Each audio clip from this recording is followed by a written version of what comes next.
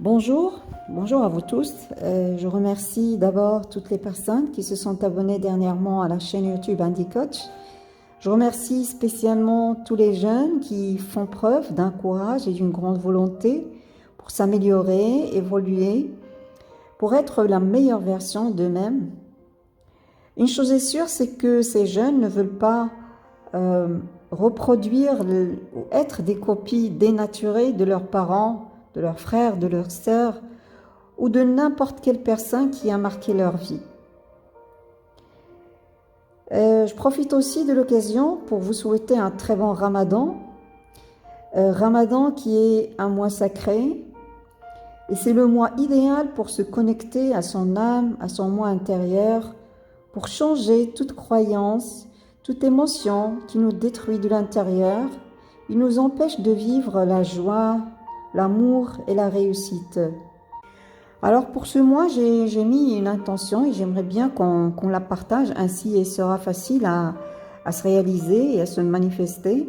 Elle aura de la force, bien sûr. Alors cette intention est la suivante. Je veux et j'aimerais bien me débarrasser des croyances et des sentiments négatifs pour retrouver ma meilleure version. Bien, alors, comme je l'ai déjà dit, le mois de Ramadan, c'est le mois idéal pour parler d'un sujet qui est très important, qui est l'enfant intérieur.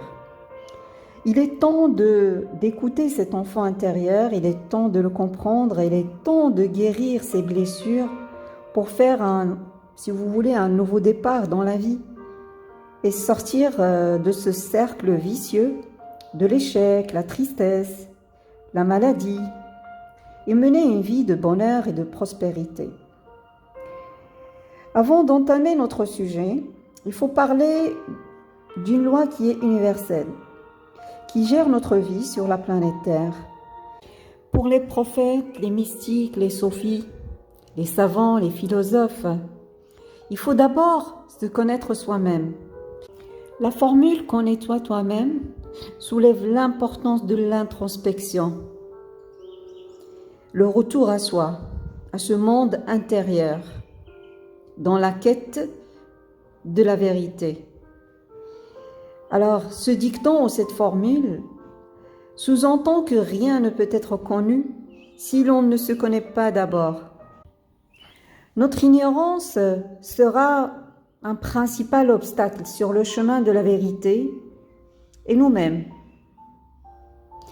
En effet, les perceptions ou bien nos perceptions sont imparfaites, surtout quand elles sont, si vous voulez, le fruit des perceptions de nos parents et de toutes les personnes qui ont marqué notre enfance et surtout les 6 premières années.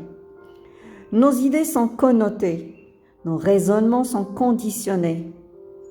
Nous ne voyons le monde qu'à travers le prisme de notre individualité, ce qui constitue un voile qui nous empêche de voir la vérité et la réalité.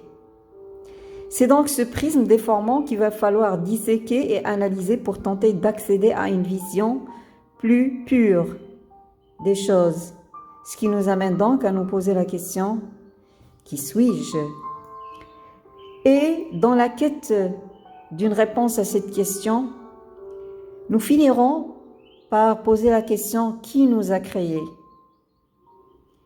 Et nous pourrons ainsi trouver le chemin vers Dieu, le Créateur.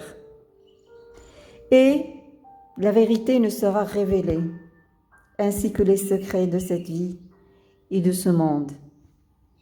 Alors, dans notre société, malheureusement, on a appris à s'occuper de notre corps et à subvenir à ses besoins, que ce soit la nourriture, que ce soit les vêtements, que ce soit la toilette, que ce soit le maquillage, que ce soit la coiffure, etc.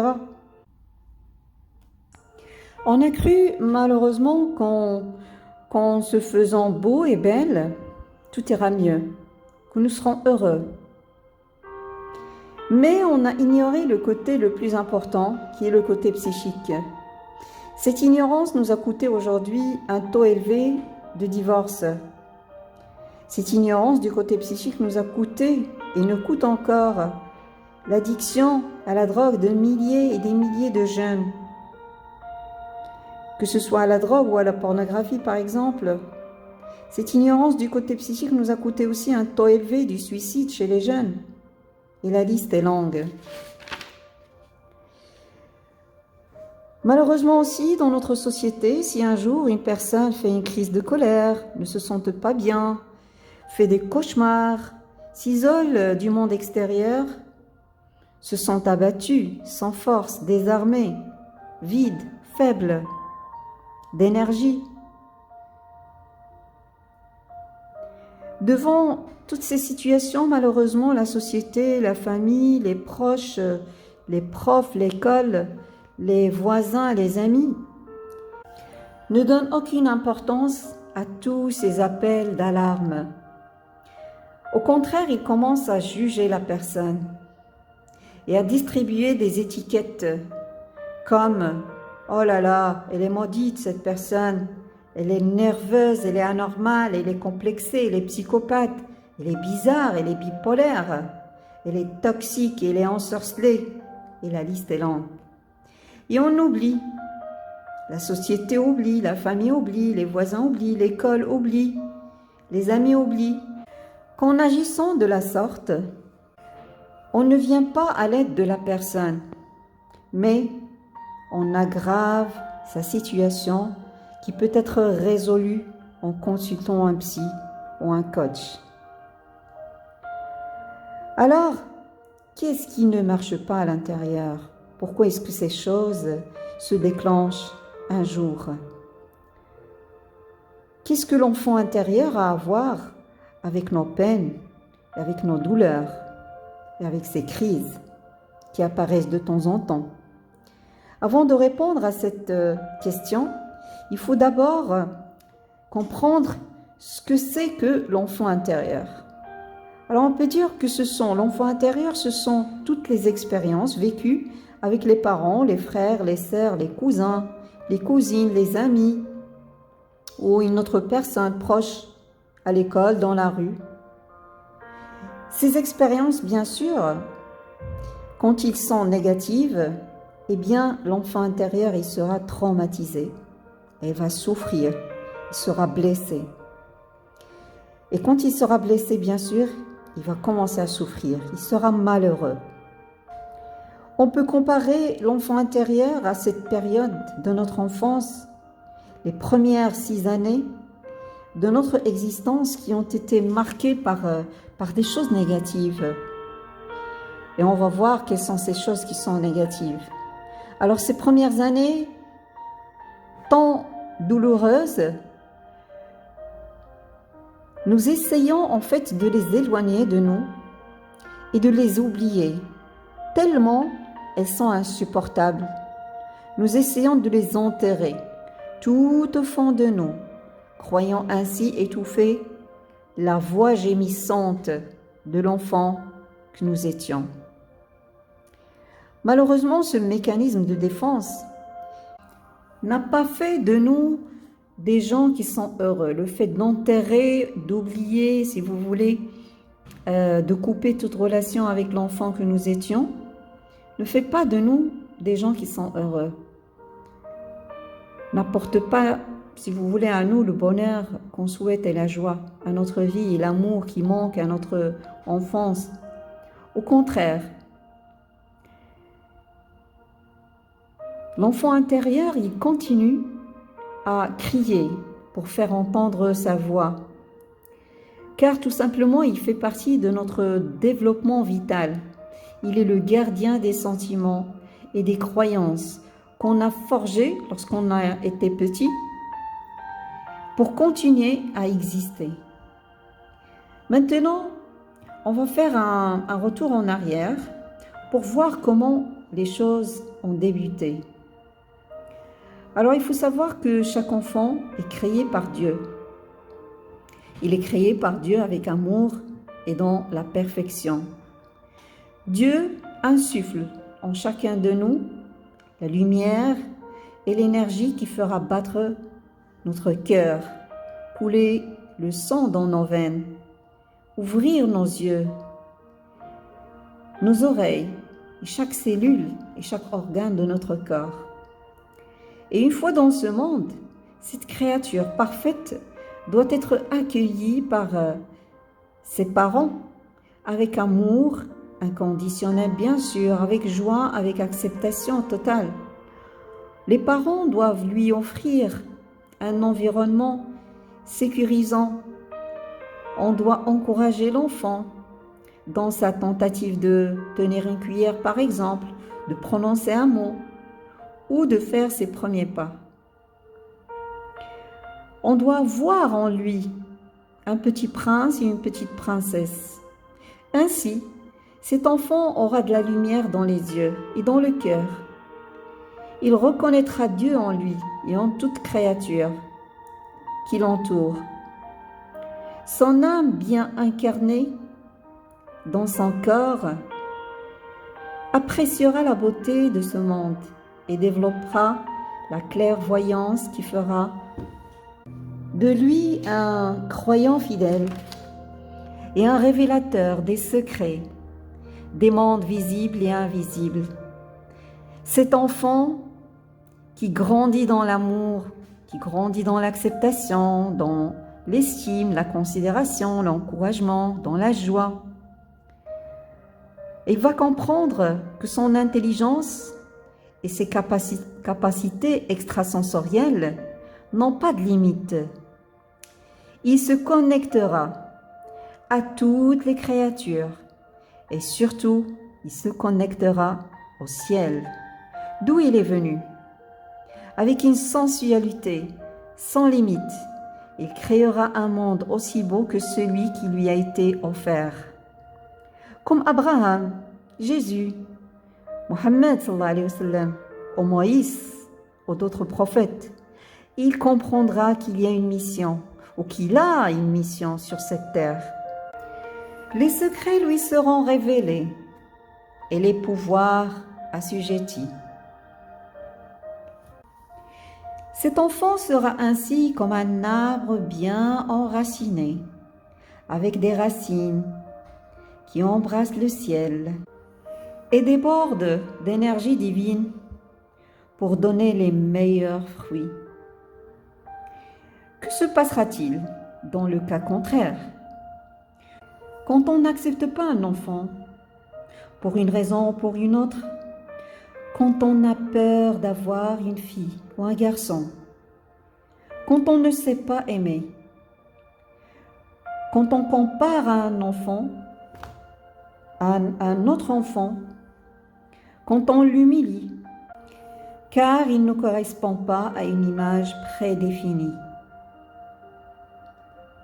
Quand on rejette un enfant pour une tête qui n'est pas bien faite, pour des yeux petits ou trop grands, pour des oreilles mal formées, cela coupera toute racine avec ce monde dont il a peur les premiers jours de sa vie. L'amour, l'acceptation et la considération qui sont censés sécuriser l'enfant et le remplir de lumière et de force font place à la haine, à la peur, à la violence. Tous ces sentiments affaiblissent l'enfant, le traumatisent, l'étranglent et l'anéantissent. Cet enfant, malheureusement, se déconnectera de tout, se déconnectera de son âme, qui ne sera pas bien incarnée. Il se déconnectera de ses parents, en les voyant comme des criminels et des tueurs. Il se déconnectera de la famille, de l'école, de toute la société et de Dieu même. Au lieu de dire oui à la vie, cet enfant s'obstinera à dire non. Non à la vie, non aux relations saines, non au bonheur, non à l'amour, non à la réussite, non à son corps, non aux autres. Ce non créera plus tard une réalité d'échec que la personne adulte n'arrivera pas à comprendre ses causes. Cet enfant développera aussi des croyances comme « je n'ai pas de chance »,« ma vie est un enfer »,« je ne mérite pas l'amour »,« je suis victime »,« je suis moche »,« Dieu m'aime pas »,« mes parents me détestent »,« je suis ensorcelé »,« je ne mérite pas la réussite »,« je suis maudite ». Toutes ces croyances grandiront à l'intérieur de l'enfant comme de mauvaises herbes qui empoisonneront son existence et le déracineront de ce monde qui est fait essentiellement pour lui. Une fois adulte, cet enfant se sentira perdu, comme un oiseau sans nid, comme une feuille arrachée à son arbre, ou comme un jour sans soleil. Maintenant, passons à ce que cette situation, si vous voulez, négative, engendre comme type d'enfant intérieur. Eh bien, nous avons premièrement l'enfant caché. Dans notre monde intérieur, l'enfant blessé est soit caché par nous, soit il se cache de nous. Il n'y a pas une raison spécifique qui va entraîner la décision de cacher l'enfant, mais les sentiments qui influencent cet acte inconscient sont toujours la peur de rouvrir ses plaies émotionnelles ou encore la honte induite par la peur du regard des autres. Il y a aussi l'enfant emprisonné. Alors, durant le premier contact, on peut également se trouver avec un enfant enfermé dans une prison. Pourquoi mettre son enfant intérieur en cage? Eh bien, pour le contrôler et le tenir à distance de nous.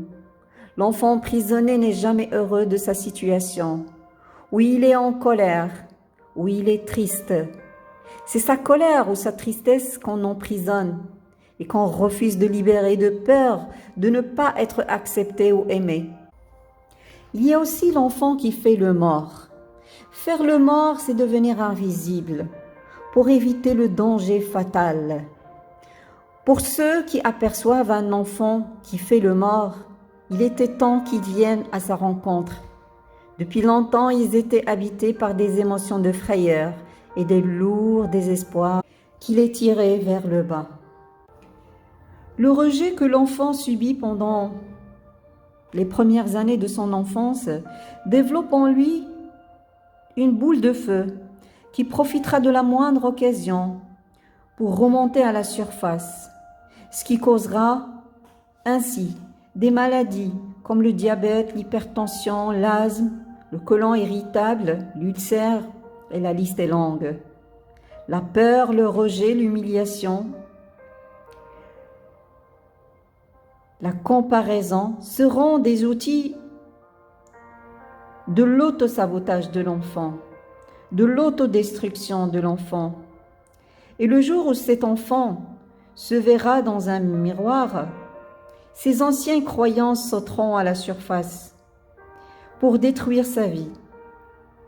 Au lieu d'avoir un lien de lumière tout au fond de lui, une chaîne rouillée l'attachera à ses vieilles croyances négatives, lui causant ainsi douleur et tristesse. Tout ce que cet enfant, ou moi-même, tout ce que j'ai cru moi-même étant enfant, toutes ces croyances que j'ai développées sur moi, sur les autres, sur la vie en général. À cause de la maltraitance, ces croyances, ils vont nourrir la personne que je suis. Ils seront toujours là comme référence pour n'importe quelle décision que je vais prendre.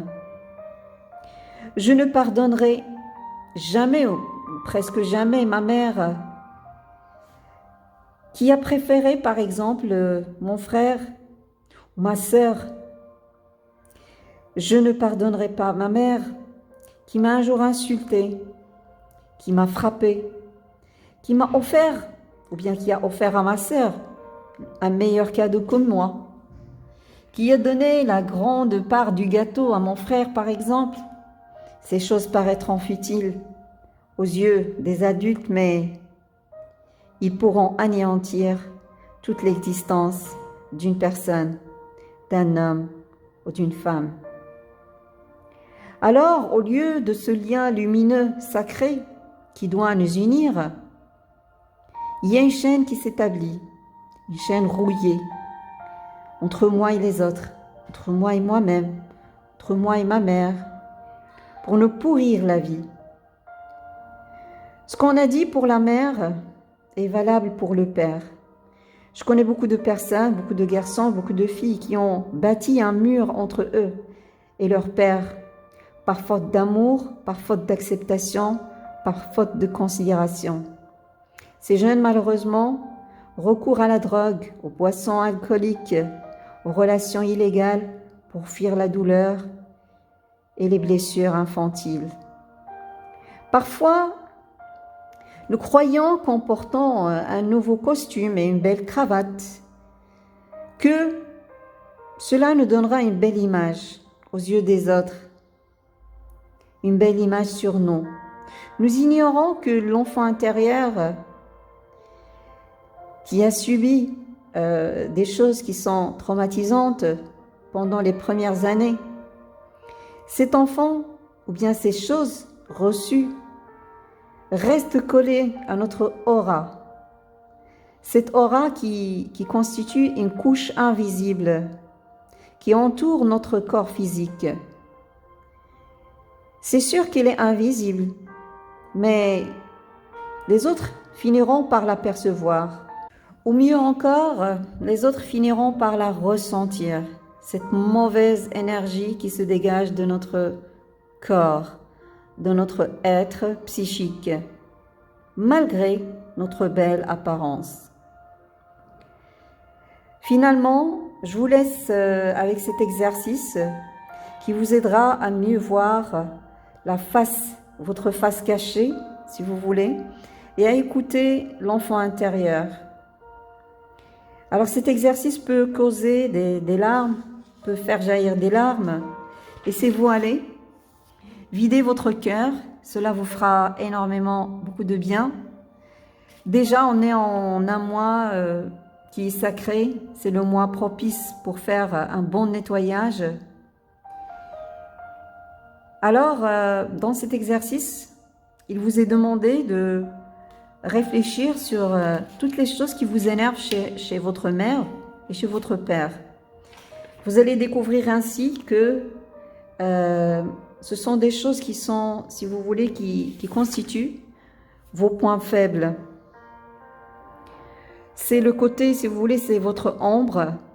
C'est la partie indésirable que les parents vous ont transmise. Il est temps de la reconnaître pour mieux s'en débarrasser et découvrir son vrai potentiel. Et j'aimerais bien terminer avec une image positive sur notre vrai moi ou bien notre vraie version. N'oubliez jamais ou n'oublie jamais que tu es lumière, que tu es joie, que tu es force divine. Tu es le meilleur cadeau de Dieu que Dieu a créé. Tu es la créature suprême. Tu es le trésor. Tu es fait ou créé dans l'amour et la perfection. Tu es beau, tu es belle, tu es intelligent, tu es intelligente.